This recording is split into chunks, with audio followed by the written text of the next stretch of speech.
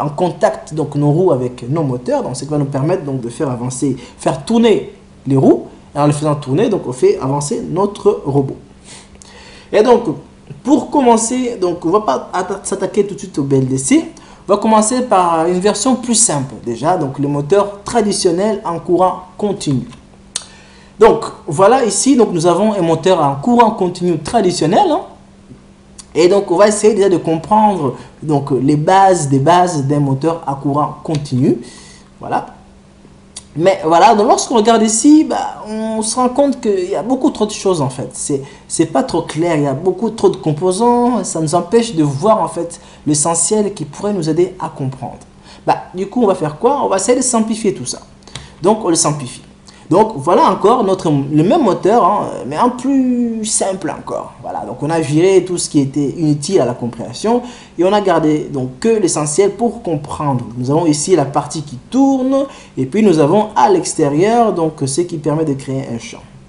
Mais bon, les moteurs en fait, comment ça marche précisément? Bon, bah là, on va faire le retour. Le retour vers l'enfance, donc en fait, pour essayer de comprendre comment ça marche précisément. Et donc, du coup, on va virer ça, comme ça, et puis bah, on va essayer de revenir à la base, donc on va dire l'ancêtre du moteur en courant continu.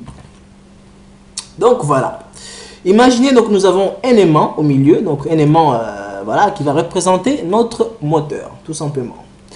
Alors ensuite, donc nous avons notre alimentation hein, ici. Donc là, on est à 0 volt, 0 volt. Hein, donc il n'y a pas de contact, hein, bien sûr, entre l'aimant qu'on voit ici et notre alimentation. Mais nous avons des barres en fait, hein, des barres. Et on a placé notre aimant donc au milieu. Donc c'est le cas classique qu'on a dû faire au collège, en cours de physique, tout simplement.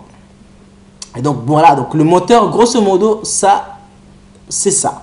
Voilà, de manière vraiment très simplifiée. Mais le fonctionnement, donc c'est en tout cas c'est ça. Alors ensuite, dans le moteur, donc comme je disais, nous avons notre aimant. Voilà, et un aimant donc polarisé hein, d'un côté sud-nord. Hein.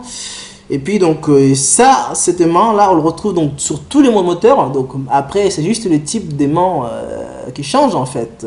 Soit on le crée avec le courant électrique, soit ce sont des aimants permanents, voilà, comme ce que nous utilisons ici dans le cas de cette explication.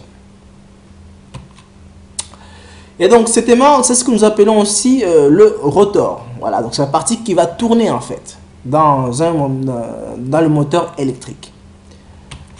Et puis donc nous avons ce qu'on appelle le stateur en fait, c'est tout ce qui est autour en fait, la partie fixe qui ne bouge pas et qui est liée directement donc à l'alimentation tout simplement. Donc en tout cas ça, ce sera le cas du moteur BLDC, mais bon là on va pour l'instant donc on va dire que ça c'est le moteur normal, hein, on va pas trop spécifier quel genre de moteur, mais ça va juste nous aider à comprendre. Alors, donc imaginons maintenant que nous alimentons cet aimant, donc nous mettons 5 volts ici et moins 5 volts en bas. Donc l'effet de faire ça en fait ça crée ça permet de créer donc ça permet de créer un champ, parce que je vous rappelle que nous avons donc un aimant donc polarisé hein, avec côté nord, donc on va dire côté négatif, et puis le pôle ici sud, donc en fait un côté positif, voilà, de notre aimant. Ensuite, donc cette alimentation crée quoi? Crée ce qu'on appelle la force de Lenz. Donc ça crée un champ électromagnétique entre ces deux barres qui sont polarisées de tensions opposées. Voilà. Et ce champ va faire quoi? Bah, tout simplement, on va faire tourner notre aimant qui se trouve à l'intérieur. Voilà. Et en le faisant tourner comme ça, donc on effectue une rotation donc, de 180 degrés environ. Et bien sûr, donc, si on devait le faire tourner dans l'autre sens, hein, voilà, on va retrouver donc avec le pôle S en haut et le pôle M en bas. Voilà. Alors, donc, une fois qu'on a compris ça, donc là, bien sûr, comme je disais, donc on a fait en fait le tour de moins 180 degrés. Voilà, donc on a fait la moitié de la rotation qu'on voudrait faire. Et puis, donc, toute cette méthode-là, une fois qu'on a bien fait et tout, ça nous permet d'avoir quelque chose qui tourne en continu, comme on peut le voir ici sur cette simulation qui est ici. Alors, bon, là, tout de suite, donc, nous arrivons à la fin du temps, mais on va y revenir.